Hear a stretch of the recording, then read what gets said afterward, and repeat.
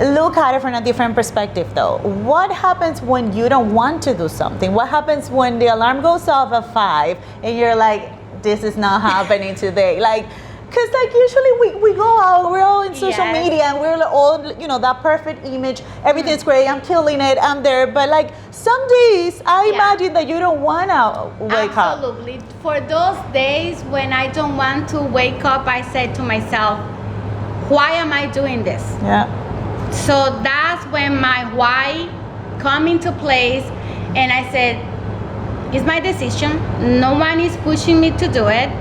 I can cancel my trainer if I want to. Yeah. But it's my commitment with myself. So who else is more important for you than yourself? What does empowerment mean to you? For me, empowerment means doing exactly what I want for myself. It's not about anybody else. It's not about the dreams of anybody else. It's about my dreams and the dreams that I want to achieve for myself. Something that I tell my team is, if they want to do something, let's say they want to go on a trip.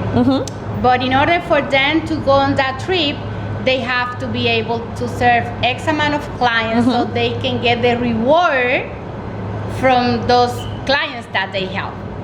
If we don't do the work that we have to do, and I think that's key, because we all want success, or you know, success for you is not the same success for me. Yeah. But are we willing to do the job? Are we really willing to do what it takes To put in the work. to put in the work? Yeah. So for me, empowerment is that how trustful I am with myself, and how committed I am with myself to do the things that I know I have to do to be able to get the results that I want to achieve. Absolutely.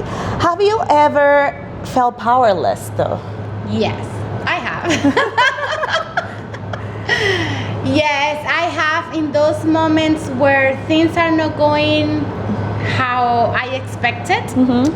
When relationships are not going the way that we're supposed to go, when a transaction doesn't flow the way it's supposed to flow.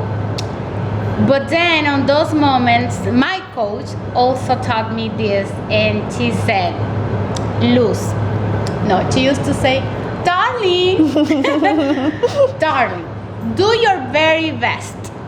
Always do your very best. And then release the outcome. So on those moments when things are not going my way, I always ask myself, have I done the very best, my very, very best? And if the answer is yes, then I go to my car, I turn it on, and then I breathe for 5 minutes or so, so that my heart goes down, and I feel empowered again, and a full of new ideas comes to my mind, and then I go back to my office, my smile on my face, and we kill it. Ready to go. Ready to go. Do any of the following topics resonate with you as a challenge, as your biggest challenge?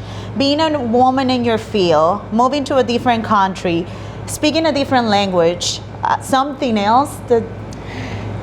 I will say my own mindset. We are the ones that put us back. Like, we are the one that hold us back. We are the one that maybe sometimes we don't believe so much on what we are doing. And sometimes we even think that we don't deserve something good that is happening to us. So, it was hard moving from Dominican Republic to Miami, but at the end it was my decision. Learning the language I'm still learning the language. And being a woman in a real estate business is not challenging at all, because, people like happy people, and I always try to have my big smile, and people can feel that. So I will say just being sure of what I want. One last question for you. Do you learn anything new about yourself after this conversation? Knowing that there is always a new opportunity to learn something.